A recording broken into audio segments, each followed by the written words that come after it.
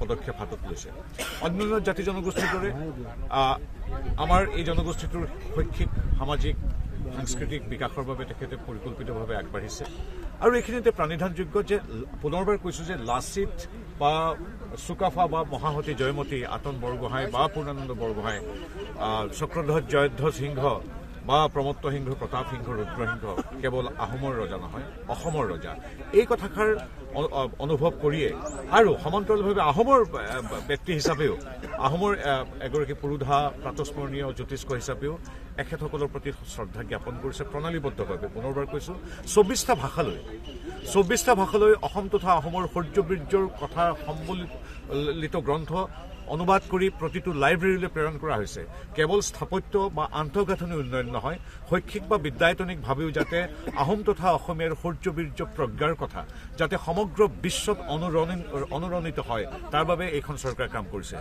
আমাৰ সংবিধানৰ দ্বাৰা স্বীকৃত প্ৰতিটো ভাষা তামিল, তেলেগু, মালায়ালম, উৰিয়া, কান্নাড়, উৰ্দু, অসমীয়া, বাঙালী, বড়ো প্ৰত্যেকটো ভাষালৈ যে অসম তথা আহোমৰ শৌৰ্যবীৰ্যৰ কথা প্ৰজ্ঞাৰ কথা যে লিখিব পাৰি অনুবাদ কৰি প্ৰতিখন বিশ্ববিদ্যালয় মহাবিদ্যালয় বা চৰকাৰী বেচৰকাৰী লাইব্ৰেৰীলৈ কিতাপ প্ৰেৰণ কৰিব পাৰি এই কথাটো আজিলৈকে কোনো ভবা নাছিল।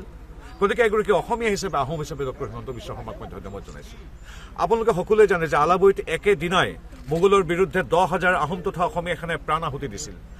350 বছৰ লাগিল কিয় তাত এটা স্মাৰক নিৰ্মাণ কৰিবলৈ ডক্টৰ হিমন্ত বিশ্ব শৰ্মাদেৱৰ চিন্তাৰ ফলস্বৰূপে তাত এটা স্থাপত্য নিৰ্মাণ কৰা হ'ব যি কেৱল তেখেতসকলৰ প্ৰতি আমাৰ সেই বীৰ ৰনোৱাসকলৰ প্ৰতি শ্ৰদ্ধাৰ্ঘ্যই নহয় অসমীয়া জাতিৰ বা আহোমৰ যি শৌৰ্যবীৰ্য তাৰ সাৰ্থক প্ৰতিফলন ঘটিব আলাবৈ ৰণ স্মাৰকেৰে। আজি আমাৰ যি চৰাইদেউ আমাৰ মধ্যম ক্ষেত্ৰ চাউফা বা স্বৰ্গদেউসকলৰ মধ্যম ক্ষেত্ৰ পুলিন পোঠাসকলৰ মধ্যম ক্ষেত্ৰ সি এটা ঐতিহ্য ক্ষেত্ৰৰূপে স্বীকৃতি পাবৰ যোগ্যতা পূৰ্বতেও আছিল কিন্তু নাছিল ৰাজনৈতিক সদিচ্ছা। আজি ডক্টৰ হিমন্ত বিশ্ব শৰ্মাদেৱৰ তৎপৰতাত মোদীদেৱে একমাত্ৰ আবেদনৰূপে আমাৰ চৰাইদেউ প্ৰেৰণ কৰিলে আজিৰ তাৰিখত বিশ্ব ঐতিহ্য ক্ষেত্ৰৰূপে স্বীকৃতি আগতেও আছিল। যিদৰে অসমীয়া ভাষা আগৰ পৰা সুন্দৰ আছিল কিন্তু স্বীকৃতিটো পোৱা নাছিল। লাগে ৰাজনৈতিক সদিচ্ছা। মই ক'বলৈ কোনো দ্বিধাগ্ৰস্ততা নাই, মোৰ কোনো সংকোচ